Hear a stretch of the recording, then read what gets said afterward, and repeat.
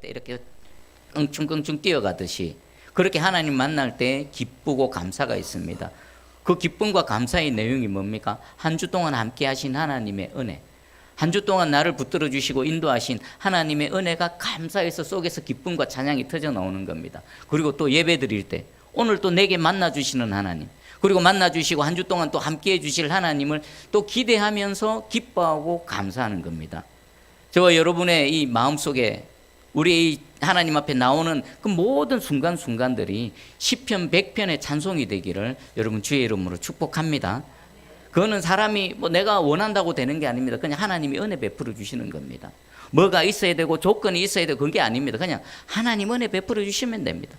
아무것도 없어도 하나님 은혜 베풀어 주시면 그 초가상간 저 들판에 광야에 지금 북녘 땅에서 누군가는 그 산속에 숨어서 토굴 속에 숨어서 하나님의 이름을 부르며 우리 주 예수 그리스도께 예배드리는 사람들이 있을 것입니다. 그곳에도 하나님의 은혜가 임하면 그곳에도 하나님 기뻐하며 찬송하는 찬양의 소리가 터져 나올 줄 믿습니다. 어디에 있든 환경이 어떻든 조건이 어떻든 하나님께서 은혜를 베풀어 주셔서 저와 여러분의 심령이 주께 나오는 우리의 발걸음이 깡총깡총 기뻐 뛰는 그런 발걸음이 되기를 간절히 소망하고 축복합니다.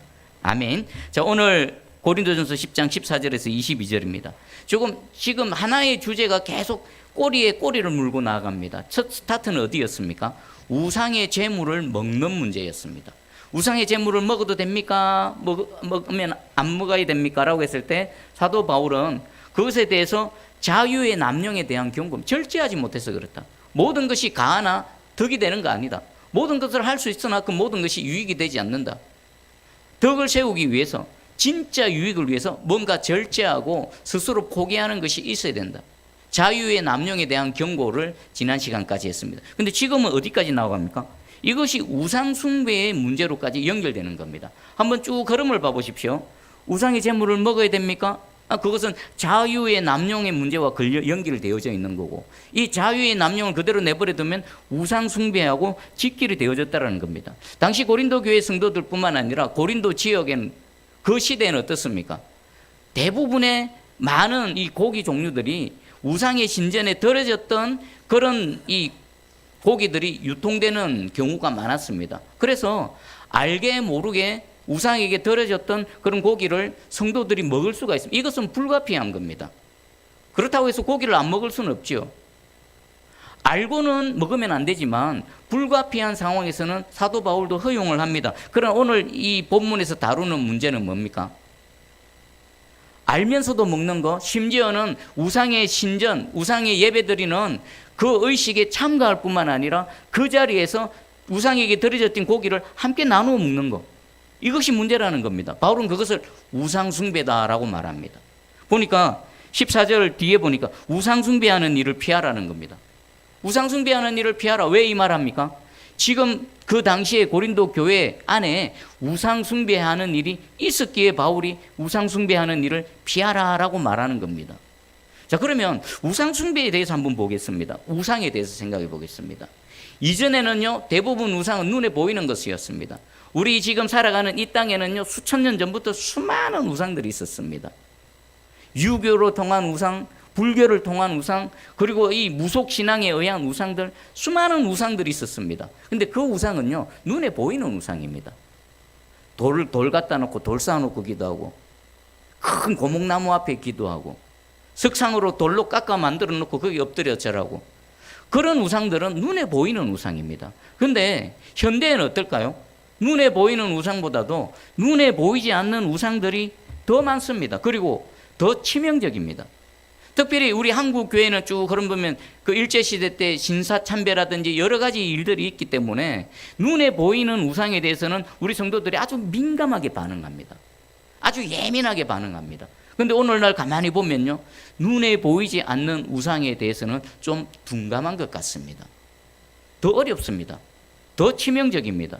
예를 들면요, 성도라고 하면서 누가 어디 우상에 엎드려 절하면요, 그것은 명확하기 때문에 그렇게 하면 안 됩니다라고 권면도 할 수 있고 그를 돌이키게 할 수도 있습니다. 그러나 눈에 보이지 않는 우상을 섬기는 자는요, 어찌할 수가 없습니다. 그 마음에 탐심이 있고 그 마음에 하나님이 아닌 다른 무엇으로 이렇게 중심에 들어선 자는요, 우리는 알 수가 없습니다. 본인만 알 수 있고 하나님만 알 수가 있는 겁니다.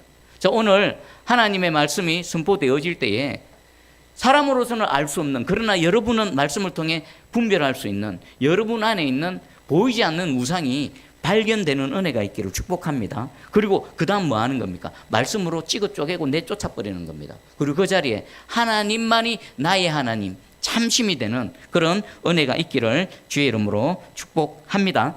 자, 그러면 지금 계속 살펴보겠습니다. 어떻게 하면 그럼 눈에 보이지 않는 우상 숭배를 피할 수 있을까요? 눈에 보이지 않는, 사실 성도라면요, 이 우상에 대해서는 너무 싫어합니다. 그것이 눈에 보이는 우상이든 눈에 보이지 않는 우상이든 여러분 한번 생각해 보십시오.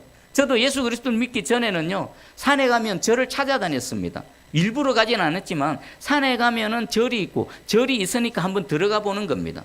그러면 절에 가면은 막 우상들이 깎아 만들고 그림으로 그려진 뭐 여러 가지 것들이 있습니다. 거기에다가 향냄새가 막 납니다. 그때는요, 향냄새가 참 좋았습니다. 그리고 들락날락 하면서 그림 그려져 있는 앞에 머리 숙이고 이렇게 인사도 하고 그랬습니다. 근데 예수 그리스도를 믿고 나니까요, 그런 모든 것들이 역겨워지는 겁니다.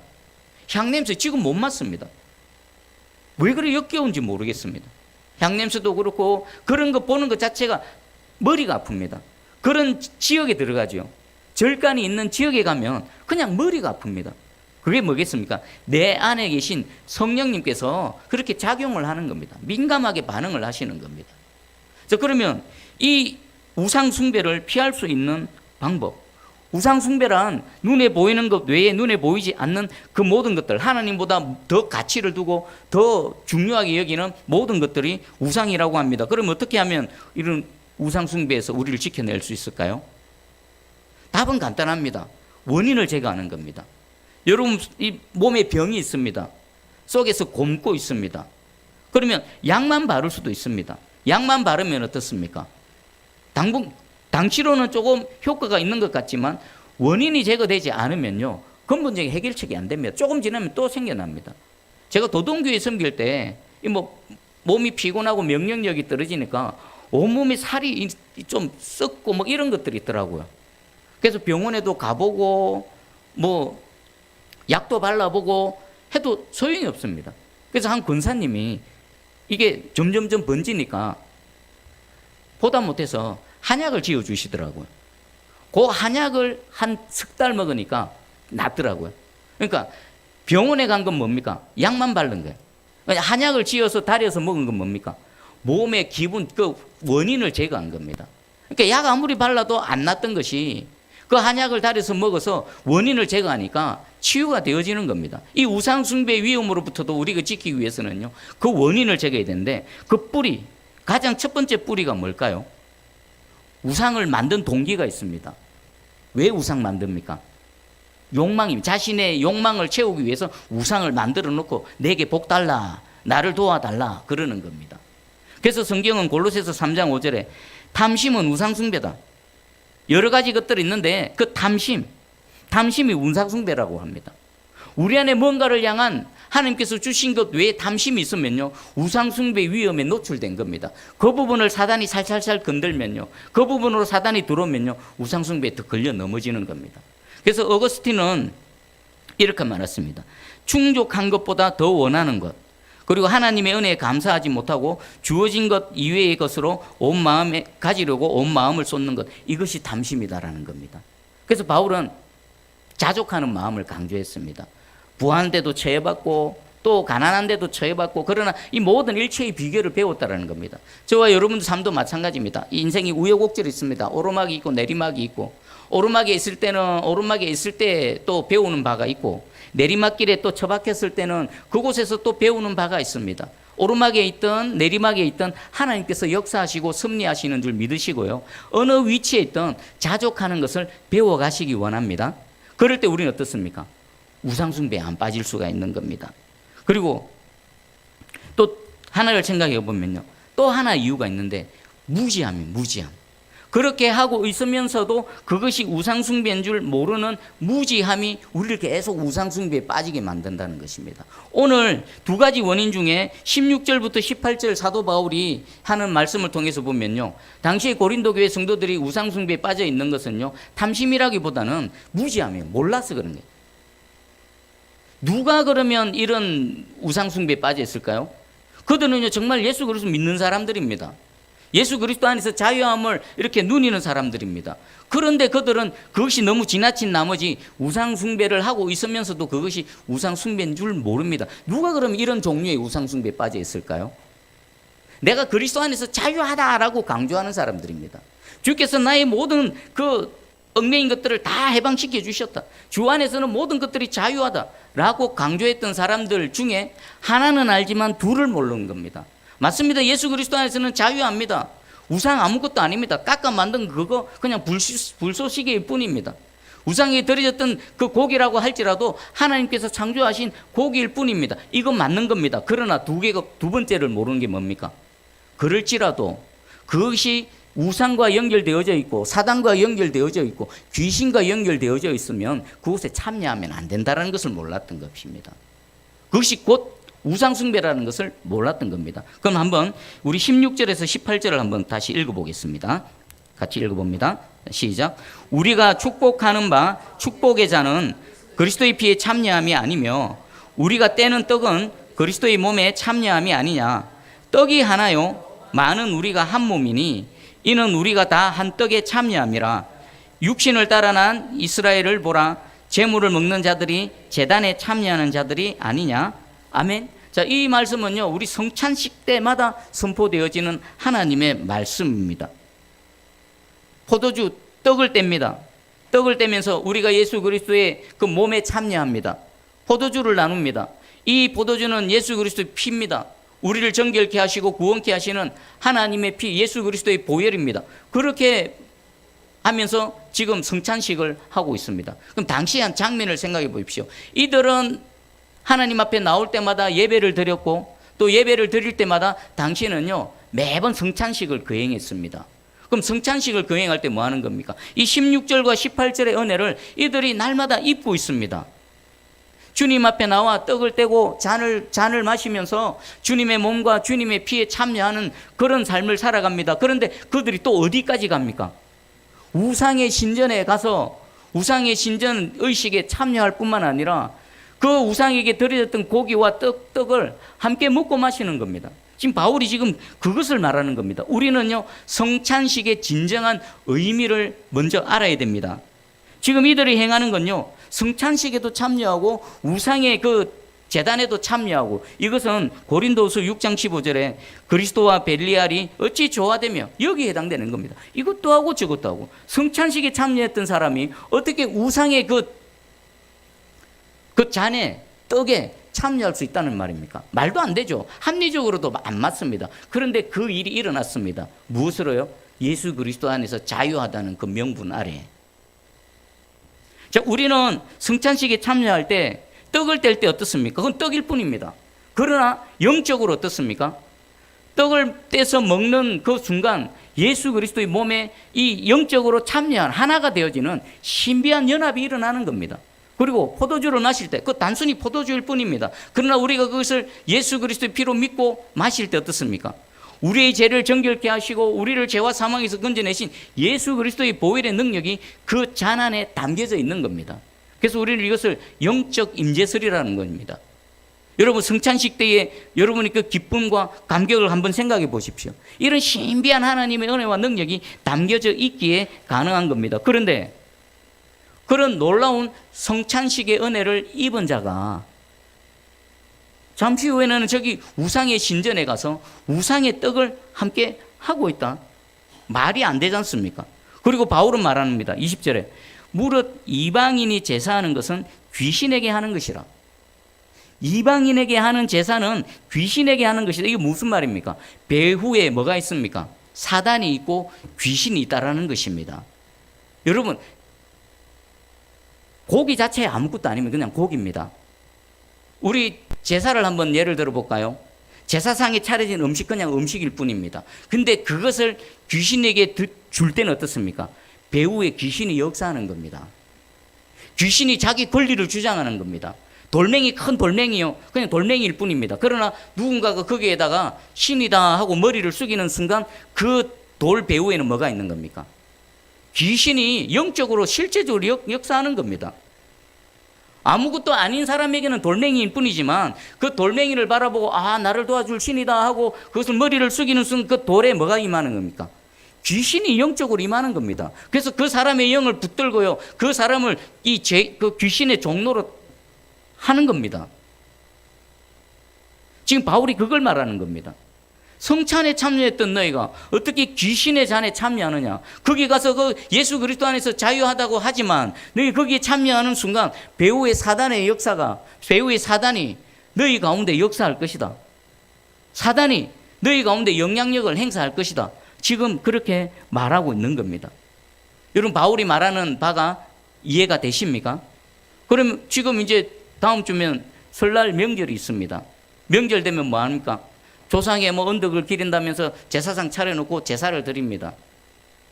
여러분 가정에 제사를 드리죠. 제사를 드리는 한 그 가정은요, 주의 성령이 함께하지 않으십니다. 왜요? 그 제사 드리는 음식을 통해서 뭐 하는 겁니까? 그 의식을 통해서 귀신이 들어온다니까요. 귀신이 들어와서 여러분 가정을 지배하는 겁니다. 그 어둠이 여러분 가정을 덮고 있는 겁니다. 성도들 중에서도요, 물론 힘듭니다. 우리 한국 이 사회만이 갖고 있는 어려움이기도 합니다. 믿는 자가 겪는 어려움이기도 합니다. 그러나 이것은 타협할 문제가 아닙니다. 하나님 앞에 나와서 예배드리는 자가 어찌 그 귀신 앞에 머리 숙이고 귀신의 음식을 차리는데 같이 동참을 하고 귀신에게 드려졌던 음식을 같이 먹습니까? 제사 음식 먹는 게 뭐라고요? 귀신에게 드려진 음식을 먹는 겁니다. 성찬에 참석했던 자가 어떻게 귀신의 잔에 동참할 수 있습니까? 그건 있을 수 없는 일이고 하나님께서는 그거 우상숭배다라고 말씀하십니다. 여러분, 우상숭배가 뭡니까? 제1계명, 제일 첫 번째 계명을 어기는 겁니다. 하나님과의 관계를 깨트리는 가장 첫 번째가 우상숭배라는 것입니다. 여러분, 혹시라도 아직도 여러분 가정에서 이 귀신을 섬기고 우상숭배하는 일이 있다라면요, 단호하게 대처하시기 바랍니다. 이건 그냥 대충 타협하고 좋은 게 좋다라고 될 일이 아닙니다. 내 하나님이 여호와 하나님이 되시고 예수 그리스도가 나의 생명을 구원하시기 위해 십자가에서 그 생명까지 내어놓으시고 나를 죄사함하시고 나를 건져내시기 위해 그 보혈 물과 피를 다 쏟아내셨다는 게 진짜 믿어진다라면 어찌 우리가 그 귀신의 잔에 동참할 수 있습니까? 그것을 허용할 수 있습니까? 아무리 핍박을 당하더라도, 여러분 가족들을 왕따 당하고 손가락질하고 욕을 얻어먹더라도 여러분 그것에 절대로 참여하면 안 됩니다. 영적 전쟁입니다. 영적 전쟁입니다. 이것은요, 여러분의 영혼만 달린 게 아닙니다.